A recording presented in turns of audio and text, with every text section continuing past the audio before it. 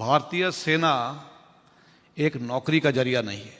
अगर आपने भारतीय सेना में शामिल होना है तो आपको शारीरिक और मानसिक रूप से हर तरीके से आपको मजबूती दिखानी है।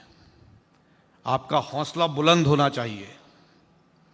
आपको कठिन से कठिन समस्याओं का सामना करने के लिए आप में ताकत होनी चाहिए। जहां रास्ता नहीं निकल सकता वहां रास्ता ढूंढने की काबिलियत होनी चाहिए। तभी आप सही भारतीय सेना के जवान कहलाए जाएंगे। हौसला जरूरी है, पत्थरों के सीने चीर कर ही रास्ते निकलते हैं। भारतीय सेना महज एक नौकरी का पार्ट नहीं, शारीरिक और मानसिक रूप से मजबूत जिगर वाले ही तिरंगा की आन बान शान बनते हैं। मेरी सोच यह है कि पहली गोली मेरी नहीं होगी, पर बाद की गोलियों की गिनती भी नहीं करूंगा। यह कहना था जाबाज और ना जाने कितनी शौर्य की गाथा लिखने वाले देश के पहले CDS बिपिन रावत का। गुजरे 4 दशक से देश की सुरक्षा करने और अपने तिरंगे को बुलंद रखने वाले बिपिन के सीने पर कई अनमोल मेडल भी लगे। 16 मार्च 1958 को उत्तराखंड के पौड़ी गढ़वाल जिले में जन्मे बिपिन बचपन से ही साहसी और बहादुर थे। उनके पिता लक्ष्मण सिंह रावत सेना के लेफ्टिनेंट जनरल थे। बिपिन को जानने और पहचानने वाले बताते हैं कि डर उनसे कोसों दूर रहता था। वे कभी नहीं डरे।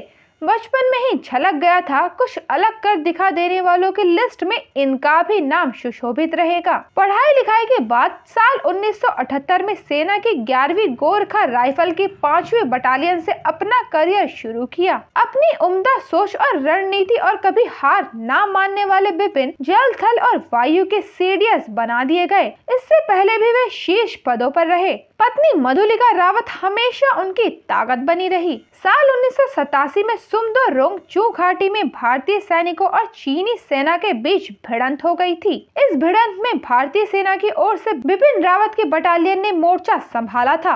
1962 के भारत चीन युद्ध के बाद दोनों देशों के सैनिकों के बीच 25 साल बाद ये पहली भिड़ंत थी। सर्जिकल स्ट्राइक में अपनी एक अलग पहचान बना गए और हर दिल अजीज इंसान के रूप में उनका चेहरा उभर कर सामने आया। जून 2015 में मणिपुर में United liberation front of western south east Asia के उग्रवादियों के घात लगाकर किए गए हमले में भारतीय सेना के 18 जवान शहीद हो गए थे। उसके बाद सेना के 21वीं पैराशूट बटालियन के जवानों में म्यांमार की सीमा में घुसकर आतंकियों पर सर्जिकल स्ट्राइक की थी। वतन की खातिर कुछ भी कर गुजरने की तमन्ना ही उनकी आखिरी ख्वाहिश थी, चाहे दुश्मन कोई हो। जब किसी ने भी आंखें तरेरी तो उन्हें तगड़ा जवाब देने के लिए जाने जाते थे। बुधवार की सुबह एक हेलीकॉप्टर क्रैश में उनका देहांत हो गया। उनके साथ उनकी पत्नी और 12 अन्य अधिकारी भी थे। वे अपने पीछे 2 बेटी कृतिका और तारणी को छोड़ गए हैं। बिपिन के बारे में सिर्फ इतना कहा जा सकता है कि इसका मकबरा है, दुनिया वाले जान जाएंगे।